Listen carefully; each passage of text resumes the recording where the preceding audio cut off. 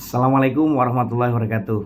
Salam hebat luar biasa untuk seluruh mahasiswaku pendidikan bahasa sastra Indonesia dan juga pendidikan luar biasa FKIP UNS. Hari ini menjadi hari kebahagiaan kita karena apa yang kita mimpikan, apa yang kita rencanakan, dan apa yang kita imajinasikan bisa menjadi sebuah kekuatan yang luar biasa.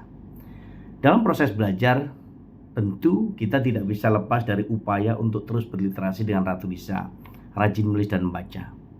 Dalam proses untuk belajar bahasa Indonesia, kita melihat bahwa bahasa itu sebagai alat komunikasi. Bahasa menjadi sebuah proses untuk bisa menyampaikan ide dan gagasan. Bahasa itu menjadi alat untuk menyampaikan tujuan yang ingin kita sampaikan kepada lawan tutur kita. Pak Romadi sebagai penutur, teman-temanku sebagai lawan tutur. Mungkin ada juga partisipan lain yang mengikuti tuturan kita. Ini menjadi bagian penting bagaimana kita merealisasikan sebuah ide, gagasan untuk disampaikan pada teman-teman kita.